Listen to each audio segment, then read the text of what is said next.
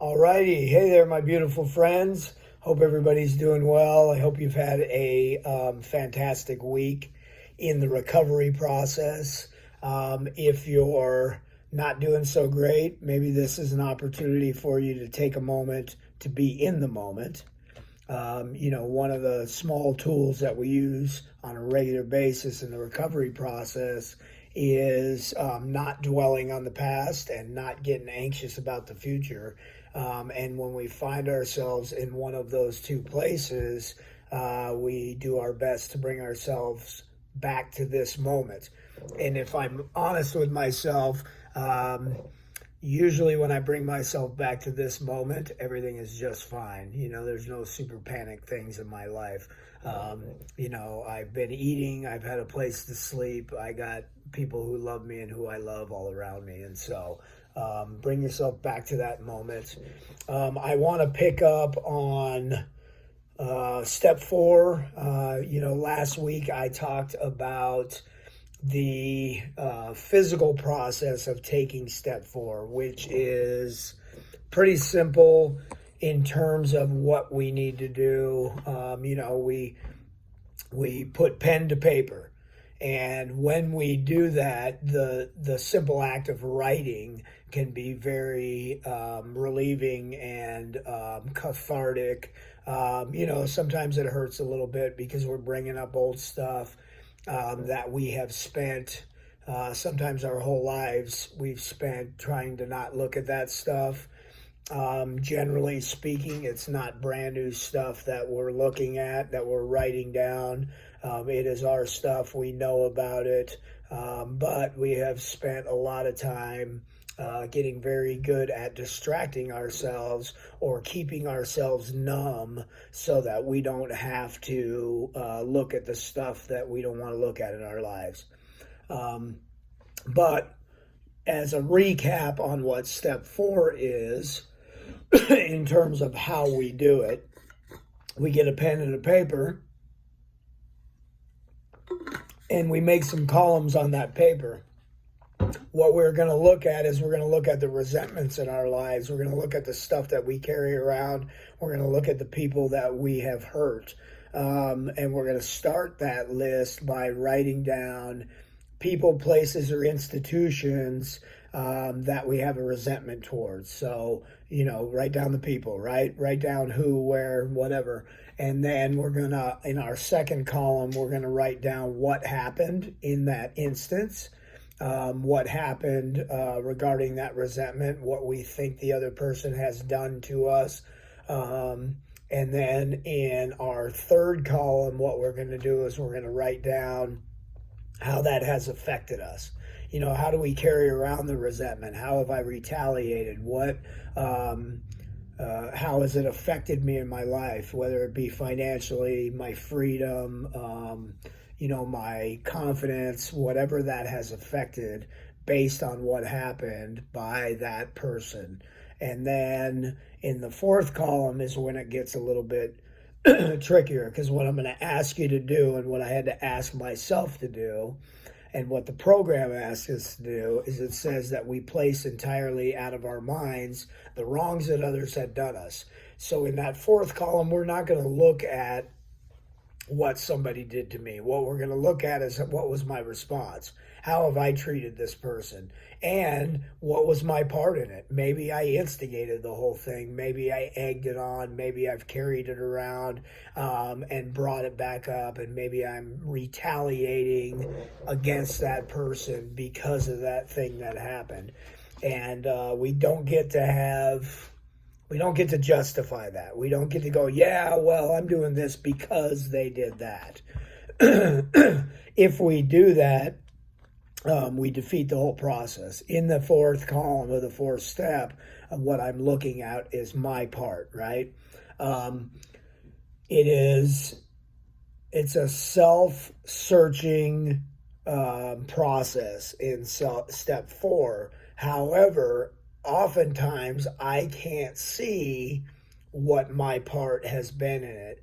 And that's when we get into the benefit of step 5, which we are not there yet. In step 5, we are going to find a sponsor, a mentor, a trusted friend, somebody that is going to be as non-judgmental as possible when we talk to them about the things that we have put on paper in our step 4, so that they can help us to see our part in it.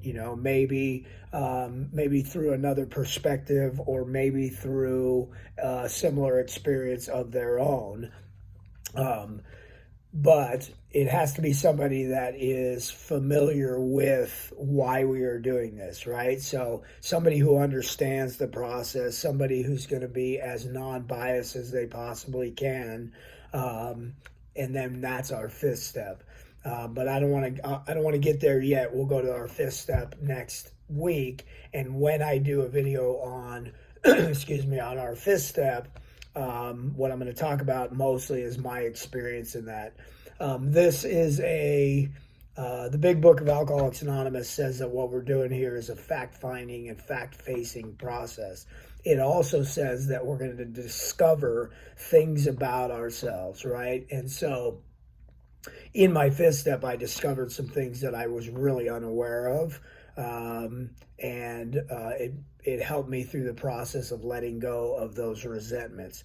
The entire process is really step 4 through step 9 is the entire process of starting to put it on paper and ending by letting that stuff go, and even going back and repairing the damage that we have done. So the whole point of step 4 is to start the process to get rid of the resentments that we carry around. In the literature, recovery literature, it says that resentments are the number 1 offender, and that they cause more damage than anything else in our lives. And when we carry these resentments around, what we're doing is we're carrying around this weight that really can make us sick. It can make us crazy. It can make us do things and say things that we really don't mean. It can make us react. And oftentimes we're not even aware that the way that we react to life, and the way that we react in relationships, and the way that we act to other people is driven by the stuff that I carry around, right? So the resentments and the hate and all the stuff that I really don't want to look at, that's the stuff that's driving me. And if I don't get rid of that, or at least take a look at it and start that process of getting rid of it, then my life will be driven by the fear and the resentment, and I won't even necessarily know that I'm doing it.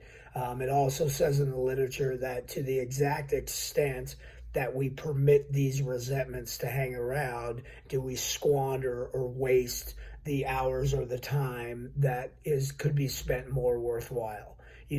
How much time do I spend ruminating on the things that have happened to me, and how much time do I spend trying to get back at people, or bad-mouthing people, or just spinning that stuff in my head, or not letting it go. I'm losing sleep, and I'm angry, and I'm bitter, and sometimes depressed and anxious, and a lot of that will start to go away when I continue this process of letting that stuff go.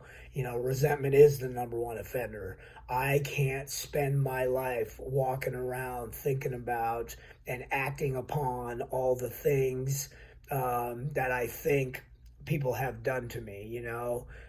It says that when I'm doing my 4th step, it uses language in the Big Book that says things like this: real or imagined.